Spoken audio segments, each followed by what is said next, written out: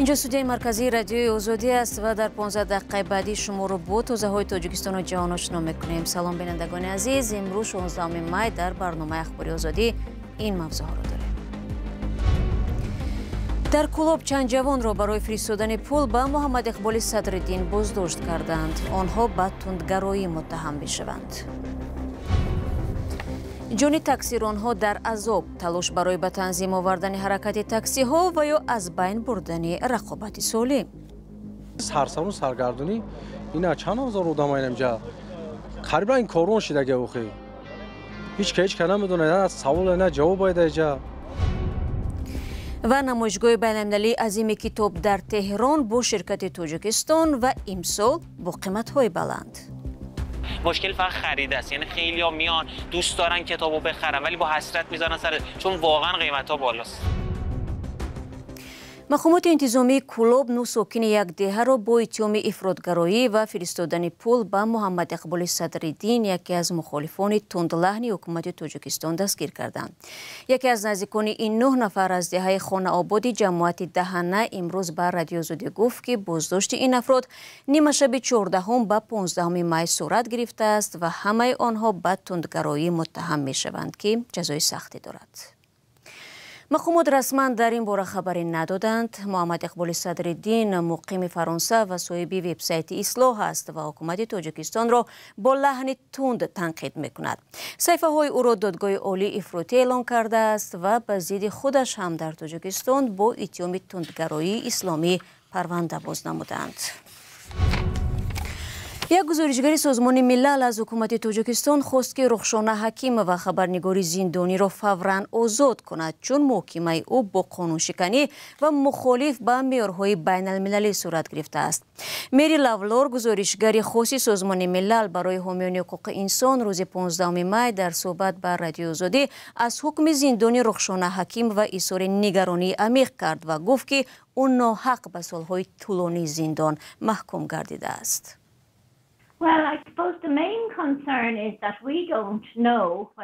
یک مایه نگرانی اساسی این است که ما نمی‌دانیم تا کجا اتهامات بر ضد او درست است، زیرا ما در تاجیکستان شاهد آن هستیم که چگونه محاکمه را پنهان برگزار می‌کنند. محاکمه ناعادلانه مایه نگرانی است.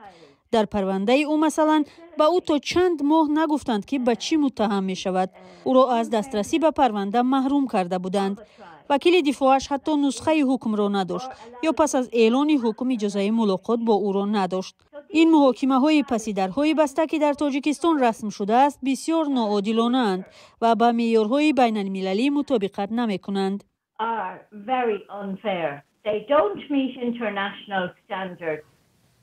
مری لاولور همچنین به رادیو آزادی گفت به اعتبار نگرفتن سرنوشت 2 طفل رخشانه حکیم و که یکی نوزاد است بی‌وجدانی و کار نادرست می باشد.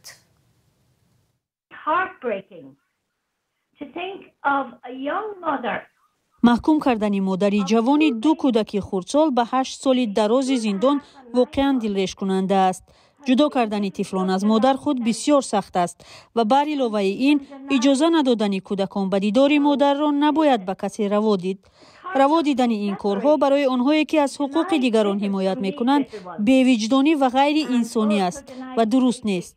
حامیان حقوق باید حق داشته باشند که فعالیت صلح‌آمیز و قانونی خود را بی یگان تعقیب انجام دهند. اگر آنها را محاکمه میکنند باید در دادگاه مطابق به معیارهای بین المللی و عادلانه محاکمه کنند که حتما نشان میدهد که کارشان قانونی و صلح‌آمیز بود و آنها را باید آزاد کنند و همین حالا.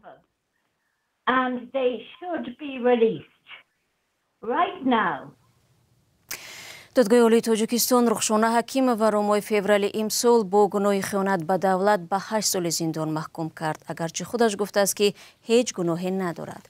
پرونده او بخشی از پرونده وسیع جنایی بر ضد چند منصبدار سابق و سیاستمداران شناخته تاجیکستان است که آنها را هم به کوشش تبادلات دولتی گناهکار دانسته به سالهای دراز زندان محکوم کردند. خود آنها و وکیلانشان گفتند که اتهامات بی اساس است و آنها را به یگان گناهی به زندان انداختند. چند روز می شود که ازدیام عظیم در نزد مرکز مهاجرتی سخر و در شهر مسکو جمع آمدند چون تا 3 ماه دیگر مهلت قانونی کردن اقامت کار در روسیه برای خارجیان به پایان می رسد.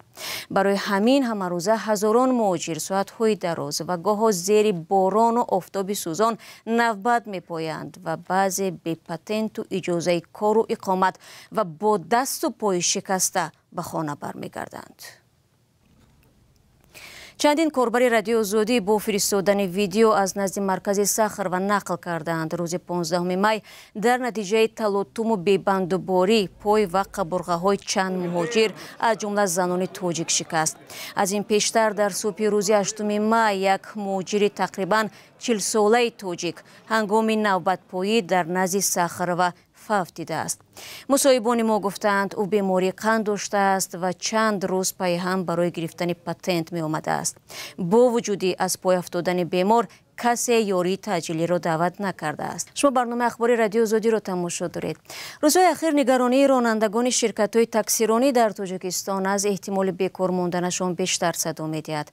رانندگان میگویند از بانک‌ها قرض گرفته ماشین خریدند تا روزشان را از حساب تاکسیرانی پیش برند، ولی مانع‌های به مثل دراز نشدن شرطنامه کاریشان از سوی شرکت‌ها باعث شده است که به شرکت اکو تاکسی یا معروف با 90 مراجعت کنند، چون که حکومت محض به همین شرکت برای قبول کارگر کوتای بیشتر داده است. چون این وضع به بازار تاکسیرانی چه پیامدهایی دارد و مشکل اصلی رانندگان چیست؟ علیشیر ظریفی و امیر ایسایف گزارش می‌دهند.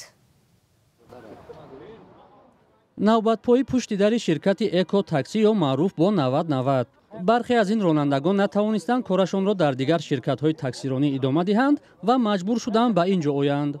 افراد میخواهد ماشین اجاره گرفته از حساب تاکسیرانی پولش را برگرداند.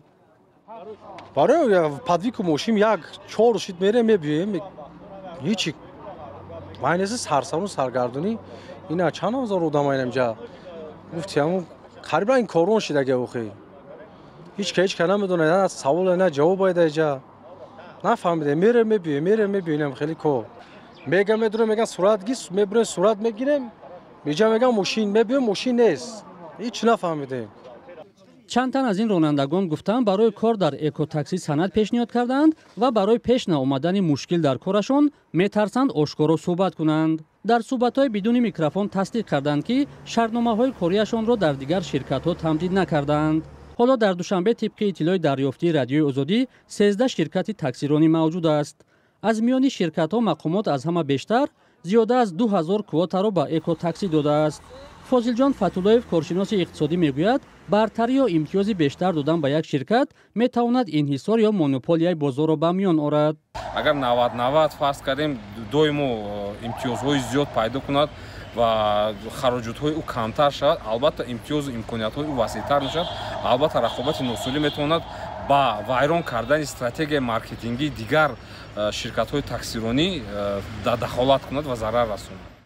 کسی از نمایندگان اکو تاکسی حاضر نشدند در روبروی دوربین آزادی صحبت کنند. یک مسئول این شرکت به شرط نبردن نامش گفت اکو تاکسی شرکت انحصاری نیست و دلیل مراجعت‌های بیشتر به آنها و بیکار ماندن رانندگان در دیگر شرکت‌ها است. به قول وی سنجش مقامات دوشنبه در شرکت‌های دیگر آشکار کرده است که کاری چندی از آنها به طلبات جوابگو نبوده، احتمال برخی شرکت‌ها برهم داده شود. نمایندگان شرکت‌ها از صحبت خودداری کردند. تنها در شرکت معروف به 3 تا 3 کارشان را درست ارزیابی کرده گفتند همه تاکسی‌های آنها برقی است. در اداره‌های تابع حکومت دوشنبه موضوع را شرح ندادند. نه ولمس رمان کرد تخپاس تا بیور میگه ای تلفنش دیدسته میگه که کدومید میگه دبیدمس هستین راست برین میگه شرکت 90 دیگه ای میگه گایی نمره میگه شرکت 90 میدروریم. 3 هفته پیش بعضی از رانندگان شکایت کرده بودند که پس از برکندن رقم‌هایشان از ناظران بازرسی دولتی اتومبیلی میپرسند که اکنون چیکار کنند و در پاسخ میشنوند که به شرکت 90 روید. معلوم نیست صاحب این شرکت کیست. طبق اطلاع دریافتی رادیوی آزادی شرکت‌های تاکسیرانی در دوشنبه تقریباً 8000 تاکسی دارند. تهران پایتخت جمهوری اسلامی ایران امروزها میزبان نمایشگاه بین‌المللی کتاب است. نمایشگاه عظیمی که صدها ناشر و نشریات از جمله از تاجیکستان در آن جمع می‌آیند و کتاب‌های خود را به فروش می‌گذارند و نه کمتر از 2 میلیون مشتری هم دارد. امسال شکایت‌ها از قیمت کتاب در نمایشگاه زیاد به گوش می‌رسد. همکارم طاهر سفر در این باره گزارش می‌دهد. هر سال در این فصل دوستداران کتاب از سراسر ایران به نمایشگاه بین المللی کتاب در تهران می‌ریزند. تاکنون بیشتر از 2300 ناشر برای شرکت در نمایشگاه ثبت نام کردند. ناشران عراق و لبنان، افغانستان و ترکیه و آلمان و تاجیکستان هم در اینجا هستند. نمایندگی نشریات عظیم آلمانی اسپرینگر هم کتاب‌های خود را آورده است. از تاجیکستان 400 نامگوی کتاب‌های تازه نشر از جمله آثار کلاسیکان تاجیک و فارس به مثل رودکی و فردوسی و کتاب‌های میرزا ترسونزاده، لایق شیرعلی، مومن قناعت، گل رخسار به نمایش گذاشته شده است. با باز شدن این نمایشگاه در ساعت 10 به وقت تهران، دانشجویان، خانواده‌ها و دوستداران کتاب خود را به غفره‌های کتاب فروشی می‌زنند و می‌جویند و با مؤلفان صحبت می‌کنند و بوی کتاب‌های نو چاپ شده را می‌شمند. آدم دوست داره کلا بین کتابا، اون بوی کتابا، اون آدمایی که مربوط میشن به انتشارات، حتی اون خریداراش، اهل علمی رو که اینجا آدم می‌بینه، یه انرژی خوبی آدم ازشون می‌گیره. حال آدم خوب می‌کنه. با وجود این همه شور و شوق، ناشران با مشکلات جدی روبرو هستند. قیمت‌ها بالا رفتند، طلبات هم کم شده است. حسین جاوید یکی از ناشران میگوید فناوری‌های نو یک سبب دیگر است. بیشترین مشکلی که ما باش مواجهیم مشکل بیرونیه که حالا خیلی مختص کشور ما هم نیستش. اصولاً با توجه به اینکه ابزارهای جدیدی برای دریافت دانش، برای سرگرمی و برای مطالعه شکل گرفتن، طبیعتاً تعداد مخاطب‌های آثار مکتوب از قبیل کتاب، حالا مجلات، روزنامه‌ها کمتر شده. این بخش عمده مایی که خب کاهش مخاطبمون محسوب میشه. و دیگر مشکلی که ما داریم خب مشکل گرانی کتابه که حالا صرفاً گریبان مخاطب کتاب رو نمیگیره. عرضه کننده هم همیشه از گرانی آسیب میبینه. به این دلیل قیمت کتاب سالهای اخیر بالا و بالاتر می رود چون ایران در پنجه تورم بلند و تحریمات نفسگیر کننده اقتصادی بین المللی است. حالا میلیون ها کتاب هم در اینترنت دسترس است و آنها را می توان در تلفن و تبلت و دیگر ابزارهای الکترونیک خواند. با این هم توجه به کتاب‌های معمولی زیاد است. کتاب یه چیزی هست که واقعا عشق و علاقه از به اصطلاح لمس کتاب یه حس جدایی داره. درسته که اون مسائل آنلاین و کتاب‌های صوتی هم جذابیت خودش رو داره، ولی به نظرم هیچ وقت نمیتونه جایگاه اصلی کتاب رو و اون فیزیک کتاب رو تو دستای ما پر کنه و اون لذت رو به ما منتقل کنه. عشق و علاقه به کتاب برای خریدن آنها کافی نیست. نویسنده خوب داریم ولی مشکل قیمت هاست. یعنی قیمت ها هر سال نجومی میره بالا. مشکل فقط خرید است. یعنی خیلی‌ها میان دوست دارن کتابو بخرن ولی با حسرت میذارن سر، چون واقعا قیمت ها بالاست. علیرضا سیف همچنین نگران تاثیر فناوری‌های نو به کتاب میباشد.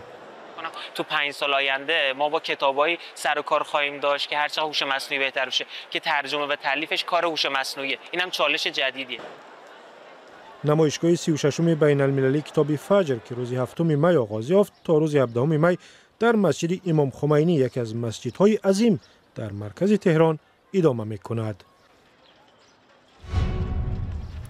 دوستان عزیز، فرصتی که در اختیار داشتیم به پایان رسید. تشکر برای همراهی. اگر خبر و گزارش‌های بیشتر می‌خواهید پس از وبسایت ما azadi.org و صفحه‌های رادیو آزادی در شبکه‌های اجتماعی فیسبوک و اینستاگرام، ایکس و تلگرام استفاده کنید. اگر شما نیز شاهد حادثه جالبی شدید ما را در جریان گذارید. در روزهای آینده استراحت خوب داشته باشید. خود را احتیاط کنید عزیزان و خدا نگهبانتان.